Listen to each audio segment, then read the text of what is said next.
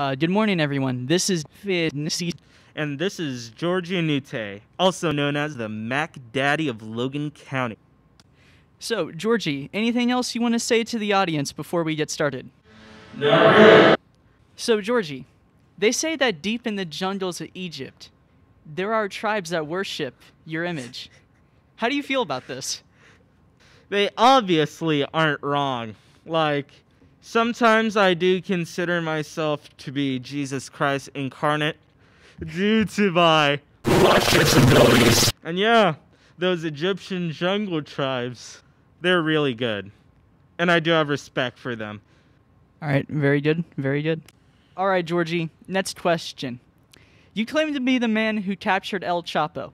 Tell us, how did you go about taking down such a well-known, infamous criminal? Really? The gist on how I conquered one of the most famous drug lords in history is, simply put, I was in a truck with a crap ton of sugar in it. Nice, nice. And so I'm hiding in the oil truck full of sugar, get into El Chapo's hacienda, and I basically tell him, hey man, want some nice sugar? And him thinking that it is, The Choco? yeah, he obviously dives in like he's Scrooge McDuck. But me, I was able to wrestle him in the sugar. We're both sweating, so the sugar's all sticking to us. Like a crocodile, right? Yeah, like a crocodile. And I was able to get a hold of him, put a zip tie on him.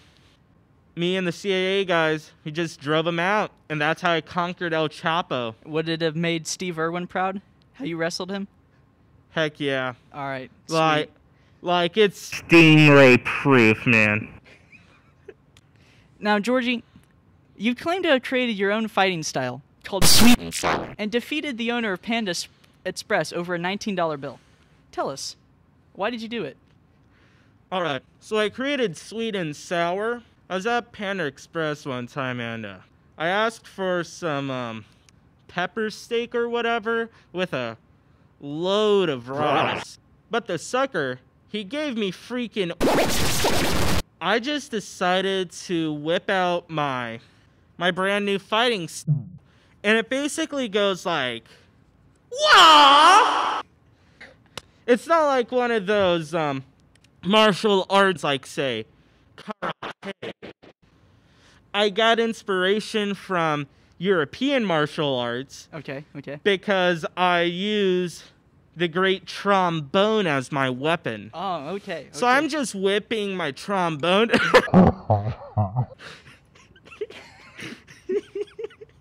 Yeah. So that's how you took him down? Yeah, with my trombone and the beautiful power of jazz, thanks to Sweet and Sour. And by the way, I called it Sweet and Sour because that's my second favorite sauce at McDonald's. My favorite is ranch.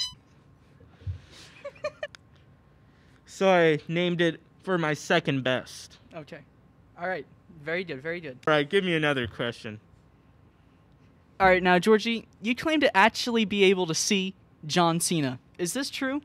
I will prefer not to answer. Why not? The WWE and I have a non-disclosure agreement, and some of those topics might be extremely sensitive. Okay. To the honor and legacy of Jonathan Cena. Okay, all right. So, no more questions about that. All right. So, Georgie, history reports that at the assassination of Julius Caesar, you were seen playing Beethoven's First Symphony on the trombone. Is this true? All right, let me give you the lowdown of what happened. You can definitely call me an anti-Caesarite, as Caesar was a tyrant that took control of the Republic. Myself, I'm a Pompey fan. I was playing some Beethoven on the day. Fiddled while Rome burned, let's say. But screw Julius Caesar. Ooh. Is that your ending statement? So, Georgie, you claim to be the reason that dinosaurs went extinct. Is this true? Can confirm. One of my first appearances on this beautiful Earth was about 65 million years ago when I was lowriding in my 6'4". But the thing is, it might have been going a little bit too fast. And I might have been just slightly intoxicated. So what you're saying is you fell off Rainbow Road like it was Mario Kart 64. Exactly. All right. That makes total sense. Yeah, I had one of those mushrooms, like a really big one of those mushrooms on Rainbow Road. Made me go way too fast, so I jumped straight off of Rainbow Road, straight towards Earth, and I might have put half the planet into extinction. So, I don't have regrets, but if I can undo that, I would totally like to eat a brontosaurus burger. Georgie, you claim that if you were on the Titanic, you simply would have intervened. What do you mean? Okay, so, on the Titanic, tragic event, I would have honestly kept the ship going. By not making him stop. Because I'm a large man. I could have saved at least one woman or child. In fact, some people think I'm so large I have children inside of me. So, if I was on the Titanic, I would have totally intervened. Now, Georgie, you claim that bees stole the idea of honey from you. How so? I'm going to confide a little fact in you. Yeah? I produce my own honey. How so? In the flabs of fat that I have, Yeah. I just dig under my flabs. But one time, I might have ate a bee. Yeah. When I was about 5 years old. So, like, in, 5,000 BC, right? Yeah, yeah. You know those, Cool Ranch Doritos? Yeah. Sometimes I'd spill them on the floor and eat them like that because I was too lazy to open up the bag and dig in the bag. Yeah, yeah. And, multiple times, The Doritos? yeah, on the Cool Ranch Doritos. And as I was too young to know, I might have ate it with the ants and stuff on it. Oh. And one of those times, it was a full live bee. And I think that bee was able to somehow escape my body, get my pollen, and just freaking run out. Wow. With the secret honey recipe like he was freaking plankton. I replied back by trying to extinguish all the bees. Like, I'm the reason why bees are dying right now. Purely because they stole my honey. That made me a big enemy of many people, including the paramount leader of China, as he does very much enjoy his honey. Georgie, I don't think we can keep that in. Yes, we can. Okay. Because... Georgie, you claim to derive your power from Scooby Snacks. Is this true?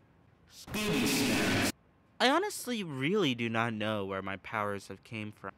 I think God might have gave it to me when the Big Bang Theory happened.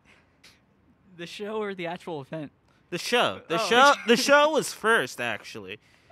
I helped create it. Really? Yeah. Yeah, I was actually both Sheldon, Leonard, and Penny at the same time as my shape-shifting abilities. Hey, you know, like, Aku from, like, Samurai Jack, right? Yeah. Yeah, I'm basically... So, yeah, I can shape-shift into any different thing I want. including the Big Bang Theory. You say you can become the house. Yeah, because they're standing on it. Okay. So I have to be the house to actually be Sheldon. Have to be the house to actually be Penny. I have to be the house, but my powers, they are truly unknown and unimaginable. Now, Georgie, there are a lot of capitalists around today, but you claim to be the first lowercaseist. Is this true? Ah, yes. So, you know E.E. Yeah. and how he, always writes in lowercase? Yeah. That was actually me. I fought in World War I, and in the trenches, serving as a medic, I discovered that the English language did not have any lower cases. It's a common theme. Ah! And stuff like that. You know? Yeah, what I decided to do was create my own alphabet. Dang. That was all lowercase and squiggly to reduce the stress of the trench. And I created poetry. And so I basically just wrote under the pen name E.E. and basically abandoned poetry. And so that's why now I hate literature. Very eye-opening, Georgie. Indeed. Georgie, you claim to be the creator of Asia. Is this true? I was 14 years old.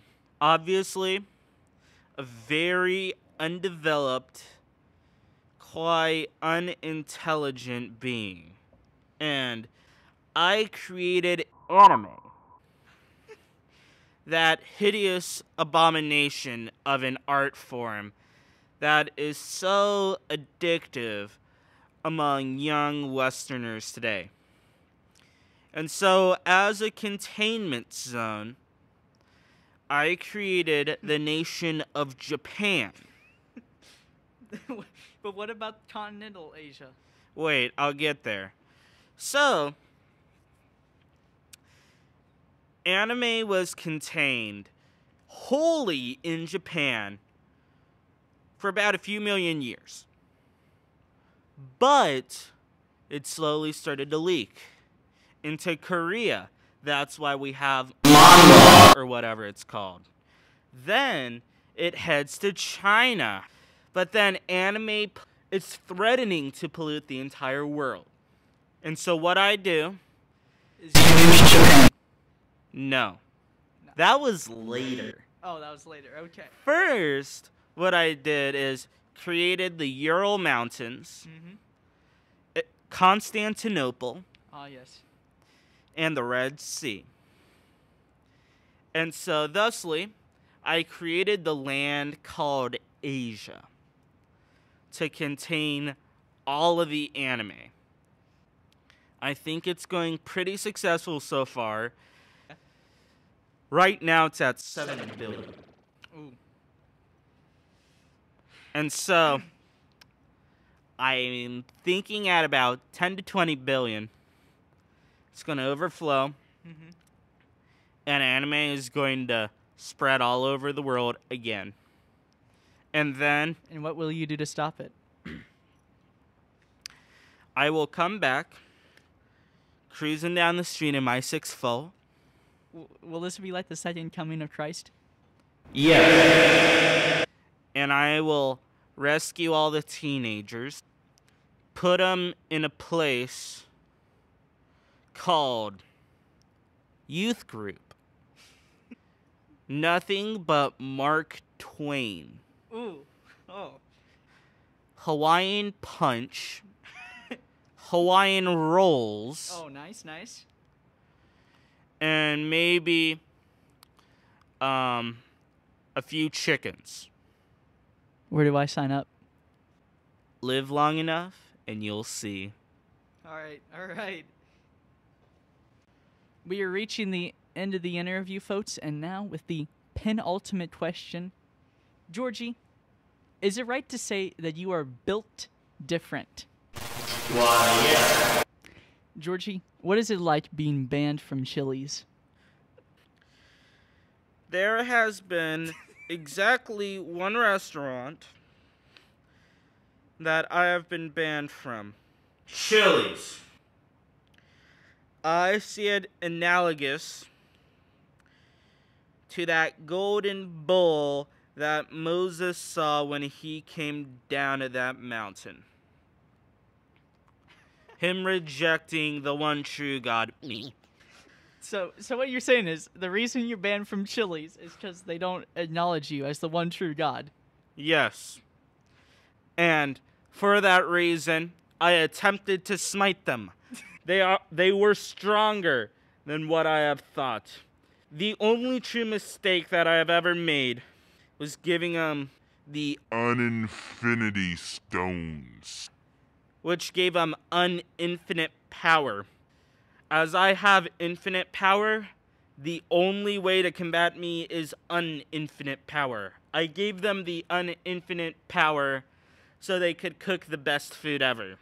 And I did try to smite them off of this earth, like what I tried to do with the anime. What I'm gathering from this is I'm going to see this on the big screen sometime. Georgie and Ahnutae versus Chili's. Sponsored by Marvel. I thought it would be sponsored by Chipotle. Screw Chipotle. Ooh. Even though that they believe in the one true God. What about KFC? I'm chill with KFC. You're They be chillin'. They be chillin'. All right. Well, that ends the interview. That Thank was you, the man. great Georgie Ahnutae, the Mac Daddy of Logan County. And join me next week when I interview the doodliest bro that has ever lived, 2004 Jeep Wrangled.